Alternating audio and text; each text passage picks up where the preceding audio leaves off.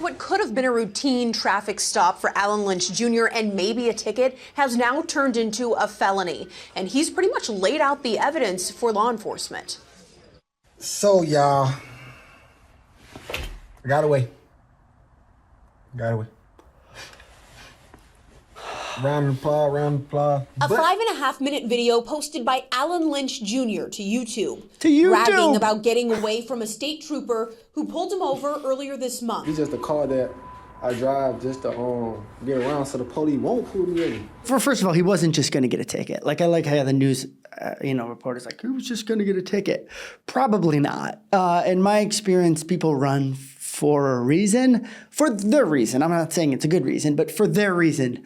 They got something in the car, they're under the influence, they can't catch a new case, right? They get pulled over and they're going to, for driving in the first place, and they're catching a new case is going to violate them on another case.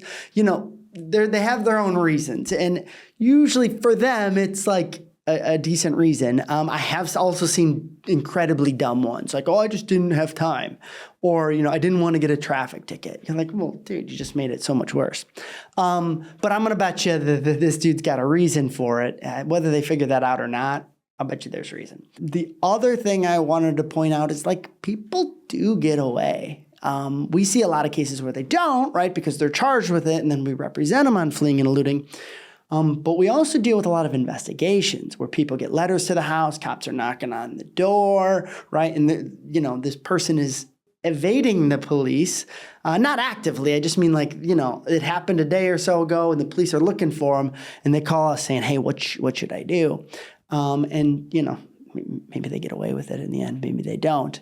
But yeah, fleeing and eluding is always just a one that blows my mind. Hello, sir. Hello, Texas Highway Patrol. Reading for the stop is your expired temp tag. I just got this car today. See a dumb ticket. I just got this car tag. today. Okay, do you have your driver's license on you? Yeah, I do. All right, then go ahead and step out with me as well. Why does he want him out? The 23-year-old takes off, seen weaving through cars on the interstate in his Dodge Traffic Charger, violation. passing by them like they're at a standstill. And then you hear a crash. State Highway Beltway 8. Lynch documents. Yeah, that was just bad driving. Like, I mean, come on, dude. You had nowhere to go. The reason I'm was pointing out like traffic violation as I'm watching is because here in Illinois, it can just be a misdemeanor. Fleeing and eluding the police can just be a misdemeanor. But if you are traveling at a high rate of speed, or if you commit 2 or more traffic violations, which 2 or more traffic violations is not hard to do if you're trying to get away from the police, then it can be upgraded to a felony. So he clearly, I don't know even where he's at, but yeah, here in Illinois, it's like, how did you get away from the police? Matters because that can determine whether or not it can be a basis for a felony. This dude goes at a high rate of speed, weaving in traffic, gets in an accident. Clearly felony eligible, at least under our rules here. Himself, quote, ducking off, as he put it, hiding from law enforcement at an apartment complex that day for hours. But he was identified, located, and arrested this week, charged with felony evading. This is not Lynch's first rodeo with troopers. In fact, he was out on bond at the time for doing the same thing months before. Called it. He was pulled over in September, and court documents say he got away after speeds reached 120 miles an hour on the interstate, almost 100 on the surface streets. It seems like, speculating a bit here, but it seems like he's already out on bond. So here's the problem. When you're already out on bond, if you get arrested for something new, that is a violation of your bond, right? It's a violation of your bail bond. Think about that, right? So he got his first case, which was going like 120 miles an hour or whatever, gets arrested for that. It gets released on a bond. Maybe he had to post cash, maybe he didn't, but he's out on bond while that case is pending. Catching any new case is going to be a violation of that original bond, and they'll lock you up for it. He knew that. He probably knew that, and that's my guess why he chose to take off. He thinks, well, I can't catch a new case, or they're going to lock me up. Well, he wound up catching a new case and still getting locked up probably. But that was probably the thinking at the time. Not good thinking, but that was the thinking. And tonight, Lynch is out on a $10,000 bond. I spoke to his attorney on the phone, but she said she does not want to comment on a pending felony case. Live in the newsroom, Micah Hatfield, ABC 13 Eyewitness News. I wonder if they would have caught him anyways. It seems like he got away and they said he was in a parking garage for hours.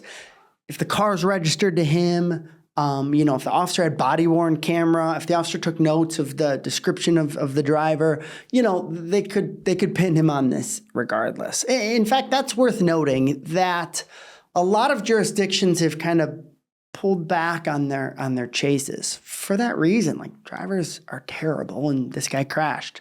Officers and other people are in danger when they're chasing someone. So the policies have changed a lot in a lot of places. Many still chase, but some don't, at least not unless there's a really good reason. But what they've really done is they've improved their ability to still catch you on the front end. Here in Chicago, they do helicopters and they have them on the ready.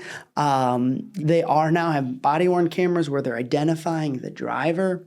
Obviously, if the vehicle's registered to you or a family member, then they're often going to track that down. I've had cases where, a kid is driving the mom's vehicle and they get away. They run the plates of the vehicle and they see it's registered to mom, right? And they go, well, mom wasn't driving. It, doesn't match age, sex, whatever. Wasn't mom driving. So then the police have a pretty powerful database where they can just keep looking. Who are the other people at that address? Who are the other people associated with mom? Mom's got a son who's 23 years old. Pull up his driver's license picture.